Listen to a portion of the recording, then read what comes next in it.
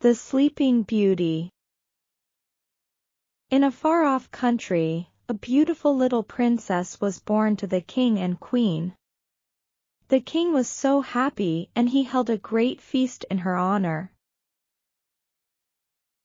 He invited lords and ladies, knights and sages, and even some fairies to this banquet. One fairy, however, who was not invited, felt very hurt, and so, on the day of the feast, she entered the banquet hall. When this princess is 17 years old, she shall prick her finger with a spindle, and then she shall fall dead, she said, and vanished, leaving the king and the queen saddened by her magic words. But a good, kind fairy stepped forward just then. "The princess shall not die," she said. "When she pricks her finger with a spindle, she shall fall asleep for 100 years. The king and the queen were so worried about their daughter. So king asked the wise men how to break the magic spell. "Burn all the spiders in the land," advised the sages. "She will then not pick her finger with a spindle." This answer made the king happy again, and he ordered his men to burn all the spindles in the land. However, unknown to them, one spinning wheel was still left. Years went by, and the little princess grew up to be very sweet, lovely, very kind.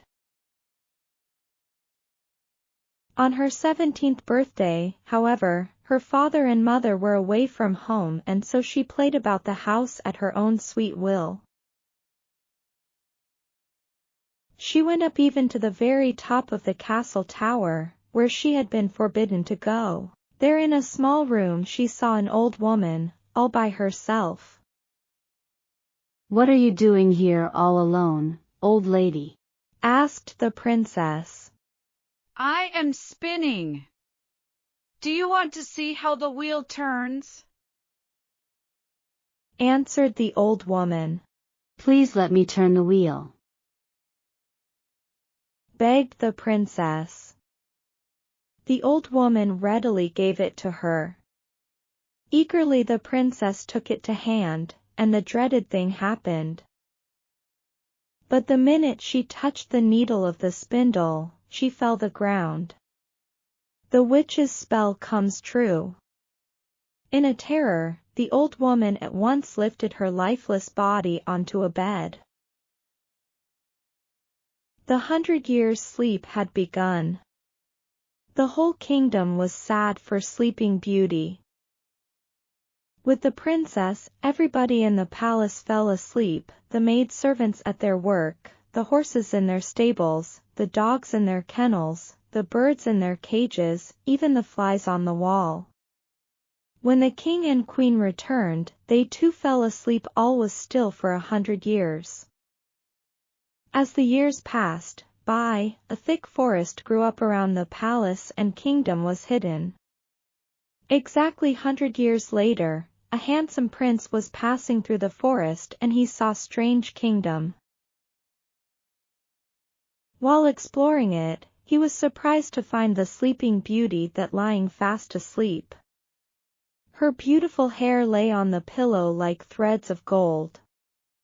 He was so struck with her beauty that he stood gazing at her with admiring eyes. He went up to her, bent down and kissed her. At once she opened her blue eyes and smiled on him.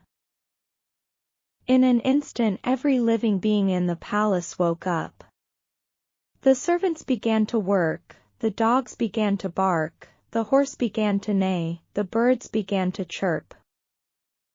The king was very happy to find charming young prince by the side of his daughter. Great was the rejoicing in the country when the lords and ladies, sages and fairies met soon after to bless the happy marriage of the beautiful princess and the handsome